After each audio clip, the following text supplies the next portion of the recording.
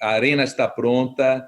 Eu chamo a doutora Márcia, nossa querida gastroenterologista de Salvador. Tá? A Márcia, ela veio da Escola Paulista de Medicina, mas hoje ela atua como coordenadora do CBE e é uma clínica de gastro de Salvador de extremo renome.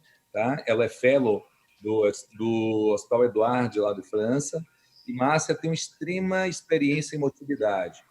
Márcia, eu gostaria que você debatesse um pouco com Paulo Perazzo, que é nosso otorrino, gostaria de julgar mais dele, o que ele tem a nos oferecer mais.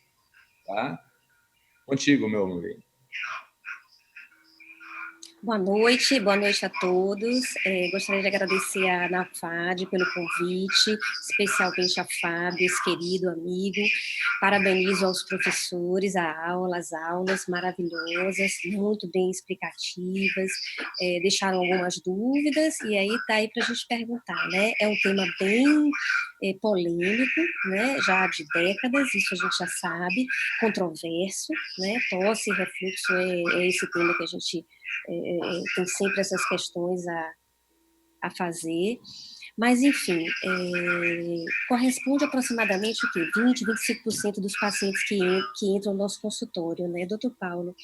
E muitos deles, a maioria, diria, vem muito do otorrino, né? Doutora, vem para identificar minha tosse e tal, e aí o que a gente faz? Nós, como gastro em si, a gente começa a perguntar, e eu acho que é o papel mais importante nisso tudo, é identificar e estudar a doença do refluxo. Tem doença do refluxo? Vamos atrás.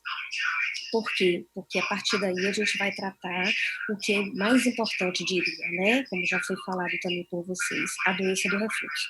Então, o paciente que começa o tratamento, 3 semanas, com tudo que ele tem direito, 6 semanas, e aí a gente tem uma melhora significante dos sintomas dispépticos, do refluxo em si. Mas o paciente não melhora da tosse, doutor Paulo. E aí? O que o senhor pode nos ajudar? Como é que a gente vai abordar melhor esse paciente aí?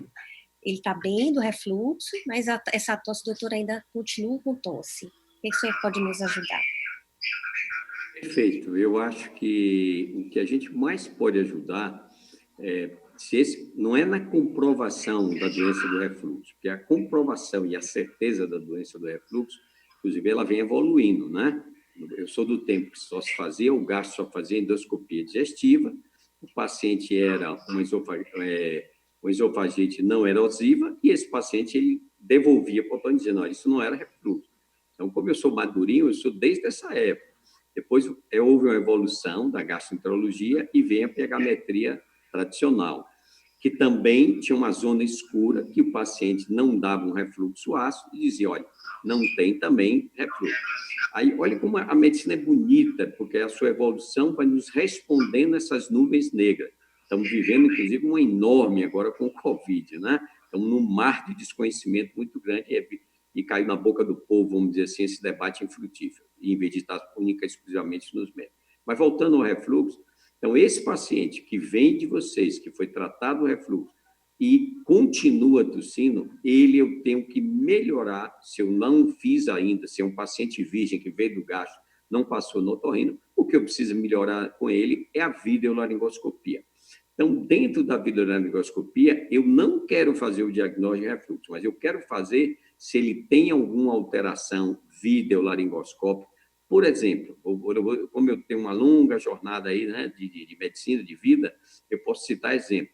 Então, um deles é um paciente que eu acabei de falar da tuberculose, mas tem um outro. Eu tenho um paciente que tinha um tumor raro de laringe, e ele estava sendo tratado de tosse sem ver a laringe. E esse tumor era pedunculado, né? Era um tumor pedunculado, não era um carcinoma de laringe, não era, afortunadamente para esse paciente, não era uma coisa maligna. Então, eu pude ajudar nesse paciente. Então, eu acho que a primeira coisa que o otorrino deve fazer é o seguinte, eu volto a dizer, quem tosse é a laringe, tem que ver a laringe. A segunda coisa é examinar bem o nariz, né? Eu tenho que afastar se esse paciente tem alguma doença rinocinusal. Até corpo estranho, eu já fiz diagnóstico, dando tosse, porque é quase um quadro inflamatório endonasal, e esse paciente gotejava e ele tossia. tá? E ele caminhava, ele passou meses, foi exatamente aquele slide de um trabalho que eu mostrei, mostrando que ele foi em diversos especialistas, então 4, 5. Então, eu acho que o nosso papel do otorrino é um exame bastante minucioso nesse paciente de tosse crônica, da cavidade nasal, dos seios paranasais e da laringe. E quando eu falo laringe, não é só prega vocal, é laringe, supraglote e também, se você tiver acesso, puder descer um pouquinho, até a gente consegue fazer descer e ir até a cricóide, ver o que está se passando na subglote. Às vezes, dependendo do paciente, se você anestesiando bem, você pode enxergar até um pouquinho também da traqueia. Então, eu acho que o papel nosso seria esse aí, ajudando vocês a saber que não tem causas otorrinolaringológicas levando à tosse crônica. Ok, Paulo. Se você fala que não tem causa otorrino, Paulo, nós temos aqui um grande historiador, que é o professor Viebig, é o nosso presidente da Sociedade de Motilidade. Ele conta histórias da motilidade ao longo do tempo, também um entusiasta da neuromodulação. Eu sou apaixonado por isso, e Ricardo estuda muito isso, como modular a tosse. Eu vou chamar Ricardo Viebig, traga para a gente a interface de vocês no que a gente pode modular essa tosse, paciente que muitas vezes não tem um diagnóstico tão bem formado, não responde, e como vocês poderiam dizer como a gente pode melhorar isso daí. Professor Viebig, chamo para a arena, por favor. Boa noite a todos, é um prazer estar aqui, diante de colegas entusiastas e de visão muito importantes dentro de cada área de atuação, né? Historiadora, porque eu sou mais velho, é isso? Ou porque faço parte da história já, sei lá eu. Né? De qualquer forma, é assim. A história, na verdade, do ovo e da galinha, realmente é mais antiga do que eu, graças a Deus, e ela transmite a ideia que, puxa vida, eu tenho 40 anos de formado, 30 anos de motilidade digestiva em tempo integral, e o ovo e a galinha continuam de pé, né?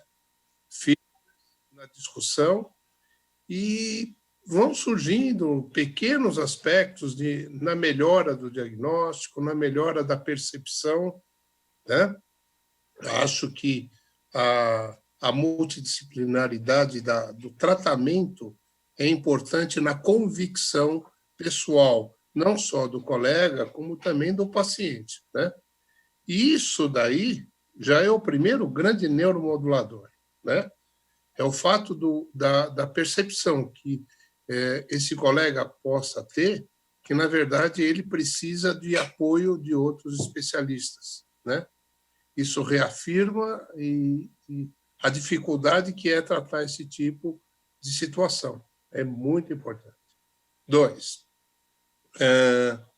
acho que a sensibilidade que você vai ter no uso de terapêuticas, né, ela precisa ser muito bem trabalhada, e a experiência que cada um tem no uso dessas substâncias, né?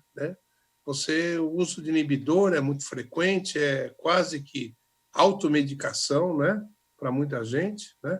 E o uso de outras drogas, elas já são complicadas, elas dependem de acesso à medicação, de acesso à prescrição, né?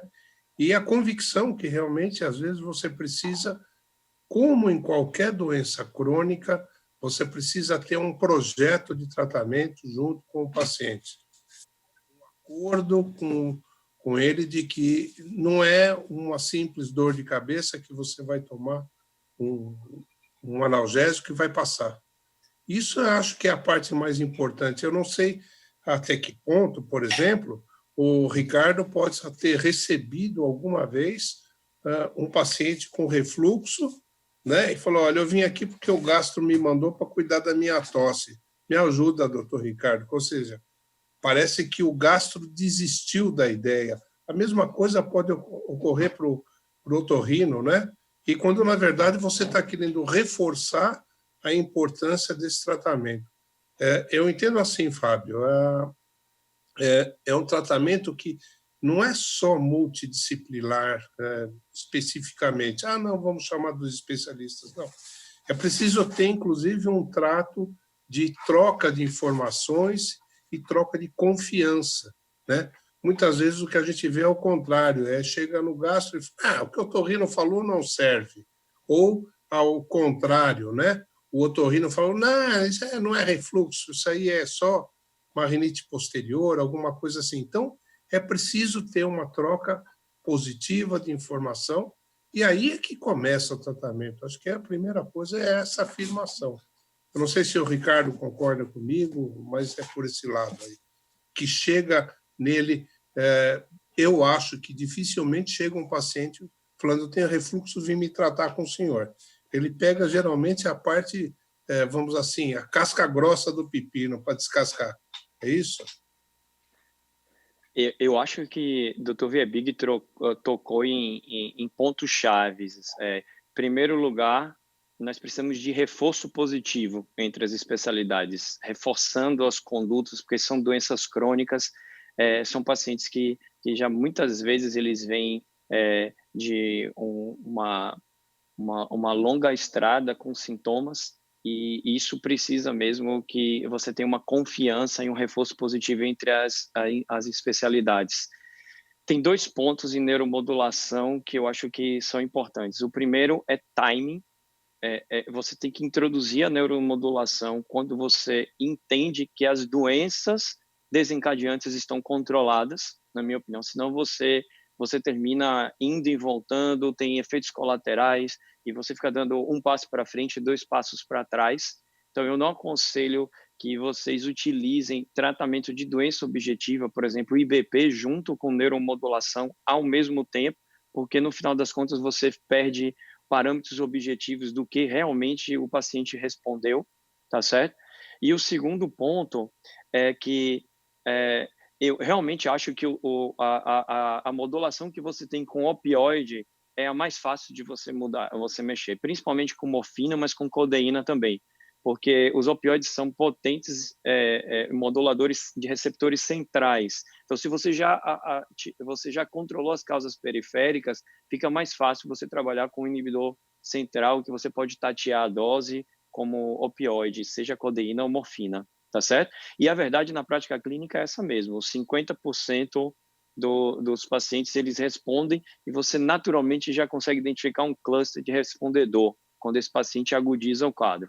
O único erro que pode acontecer com opioide é você tratar com opioide e inibir centralmente uma tosse aguda ou subaguda sem diagnóstico. Isso é realmente muito, muito temeroso.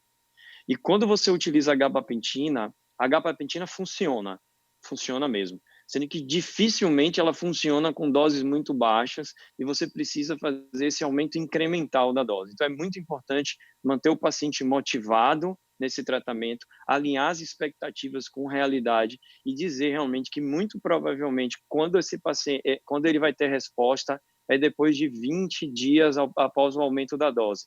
E outro problema da gabapentina é que quando você reduz a dose, o paciente volta a tossir de novo, porque é um efeito da medicação. Então, é muito importante a gente entender que tosse crônica, especialmente com uma modulação, é um casamento com o paciente.